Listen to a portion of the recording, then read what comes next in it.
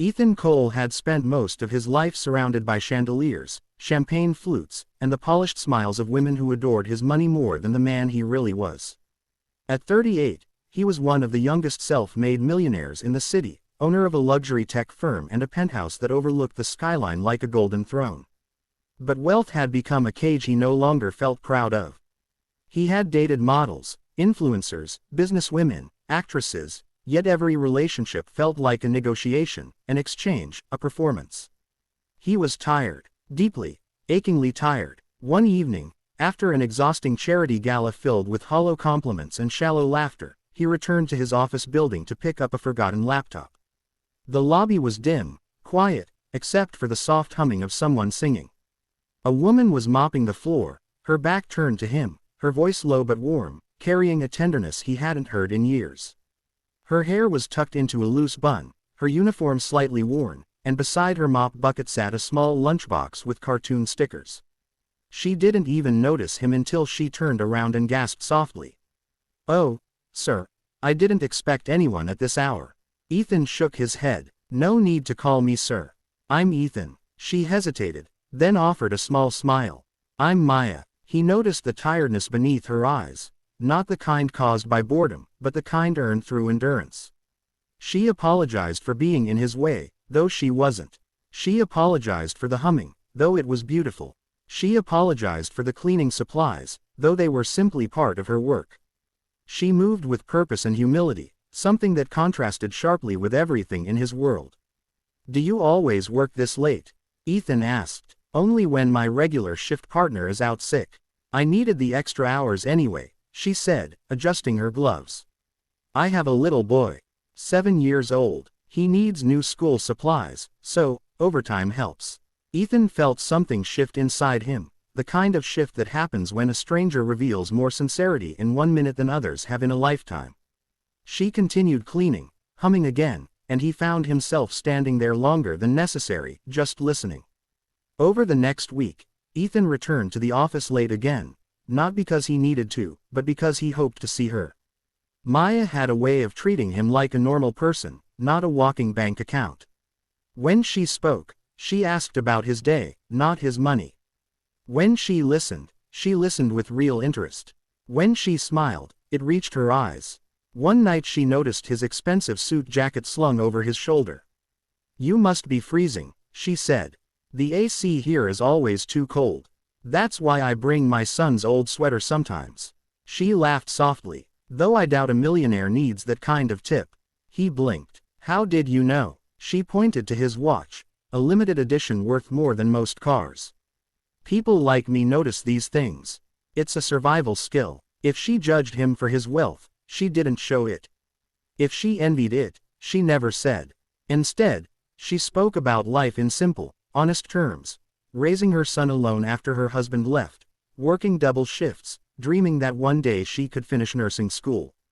She didn't complain, she simply shared her truth. Every conversation with her made Ethan feel human again, grounded in a world far away from glitter and pretension. He started looking forward to their encounters the way others looked forward to vacations. One evening, when rain hammered the city and thunder rattled windows, Ethan found Maya sitting on a bench near the lobby, her head in her hands. "Maya, is everything okay?" She looked up quickly, wiping her tears. "I'm sorry, I didn't mean to. My babysitter canceled. My son is home alone. I can't leave early, and I can't afford to miss another shift." Her voice cracked. "I don't know what to do." Without thinking twice, Ethan handed her his phone. "Call him. Make sure he's okay." She nodded, dialing quickly, her voice soothing as she spoke to her son. When she hung up, she whispered, "He's scared." The storm knocked out the lights. Her hands trembled slightly. "I'll drive you home," Ethan said. She shook her head. "I can't leave. I need the hours. I can't risk losing this job. I own the building," Ethan said gently. "You won't lose anything." For the first time, she looked at him with a mixture of disbelief and gratitude so intense it made his heart ache. She gathered her things and followed him out. The ride was quiet, except for the storm outside and the occasional directions she gave. Her apartment was small, humble, but filled with warmth. Drawings on the wall, a tiny couch with worn cushions, the smell of something sweet baking earlier. Her son, Liam, ran to her, hugging her waist tightly. Ethan watched the two of them, a single mother and her little boy, holding on to each other as if the world outside was too big, too harsh. For a moment, he felt like an intruder in a place filled with real love and real struggle. Maya turned to him. "Thank you. I don't know how to repay you." "You already have," he said quietly. From that night onward, everything changed. Ethan began finding excuses to check on the building late at night. Maya brought small snacks from home, simple things like homemade cookies or leftover pasta. "You work too hard," she'd say, offering a plastic container. "People need food, even millionaires." He invited her and Liam to a weekend carnival. She refused at first, embarrassed. "I can't afford those places." "I didn't ask you to pay," he smiled. "I asked if you would go with me." Her son adored Ethan from the moment he helped him win a giant stuffed bear at a game booth. Maya watched with soft, emotional eyes as Ethan laughed freely, like he hadn't in years. Maya became the first woman in a long time who didn't try to impress him. She didn't dress in designer clothes or drown her insecurities in perfume. She didn't pretend. She didn't manipulate. She didn't chase his money or connections. And that made her glow in a way no high society woman ever had. One evening, after weeks of getting closer, Ethan confessed, "I don't know why, but being around you feels different. Like I finally see the world clearly." Maya looked down, twisting her fingers. "People like you don't end up with people like me." "Who says?" he asked. "Life does," she whispered. "You live in a world of marble floors and glass towers. I live in a world of bills, shift schedules, and secondhand clothes. We're not equals." Ethan gently lifted her chin. "We are. You just don't see it yet. But love, real love, comes with fears.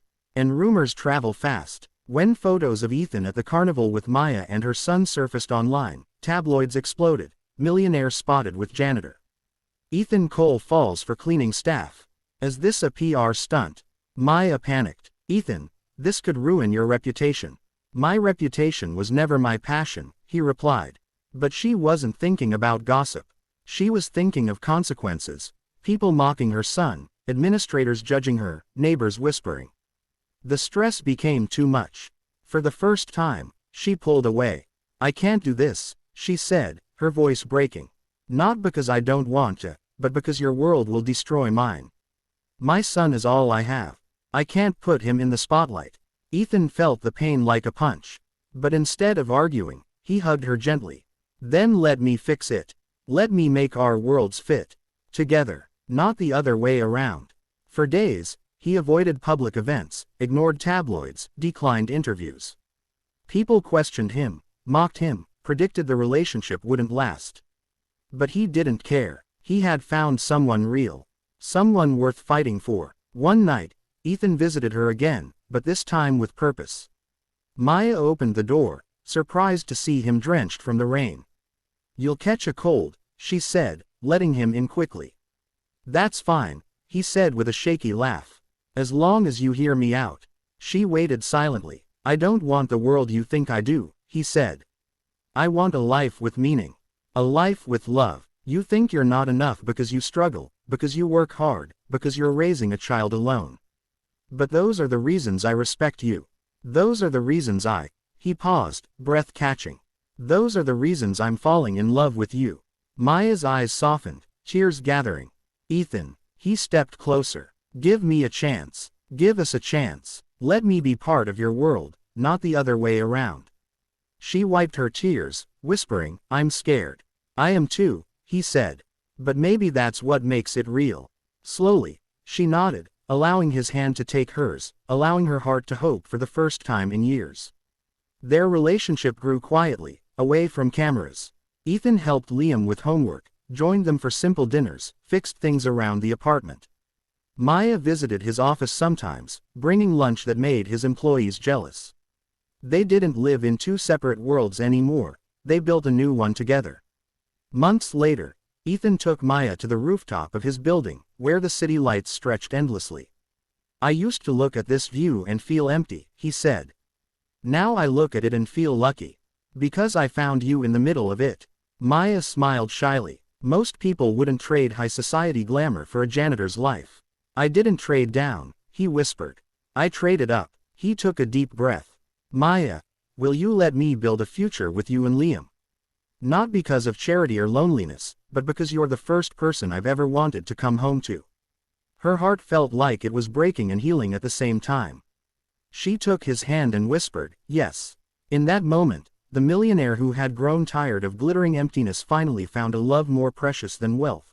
A love found in honesty, simplicity, and the heart of a woman who had never stopped fighting for her son, and now, for a chance at happiness. And Ethan, he didn't just find love. He found a life worth living.